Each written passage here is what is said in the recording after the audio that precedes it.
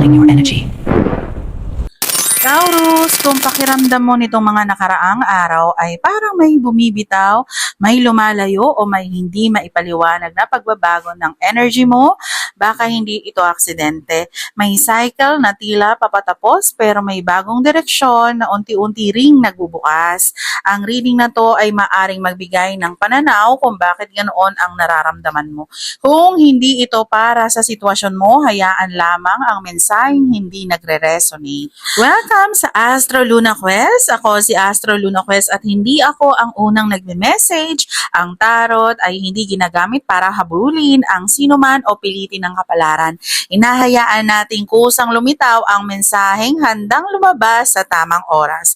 Bago tayo magsimula, anyayahan natin ang ating mga guardian angels, spirit guides at ang mas mataas na karunungan na magbigay ng malinaw na simbolikong gabay para sa mga Taurus na makikinig ngayon. Naway ang mensaheng ito ay magsilbing pagmuni-muni at inspirasyon para sa kanilang sariling paglalakbay. Ngayong Friday, araw ni Venus, mas lumalakas sa mga temang may kaugnayan sa pag-ibig, pagpapahalaga sa sarili, relasyon, kagandahan at kasaganaan.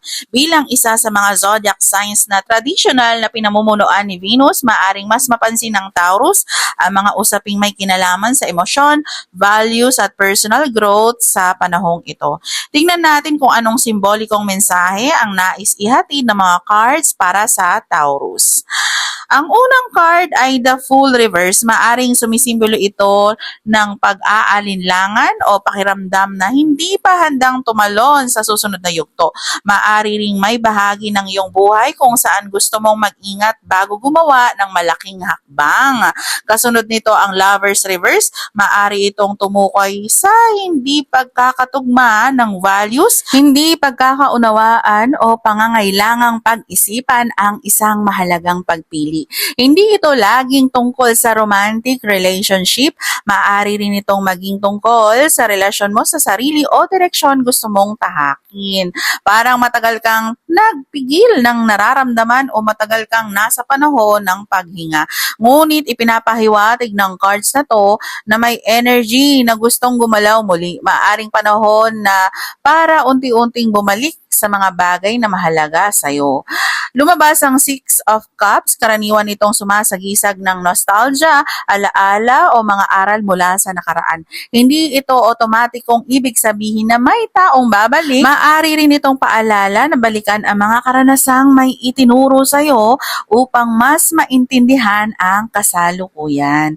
Ang King of Cups reverse ay maaaring magpahiwatig ng emosyon na mahirap ipahayag o sitwasyong nangangailangan ng mas malinaw na emotional boundaries.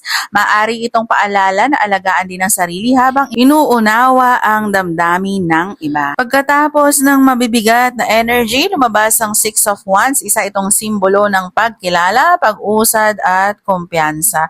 Ipinapakita nito na may potensyal para makita ang bunga ng iyong pagsisikap kahit hindi pa ito ang ganap na nakikita ngayon. Maaring may pakiramdam na may isang kabanata na hindi pa lubusang nagsasara.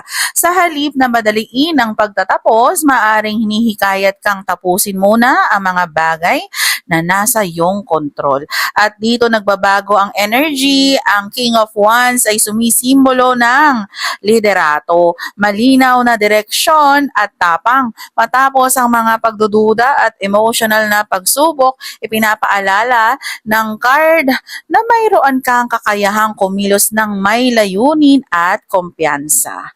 Dumako naman tayo sa Oracle cards. Magbunot tayo ng dalawang Oracle cards for you, Taurus. Ang Blessed card ay nagsasabi na kahit may mga sandaling hindi mo agad nakikita ang kabutihang nangyayari, may mga biyayang unti-unting nabubuo. Minsan dumarating ang mga ito sa paraang hindi natin inaasahan.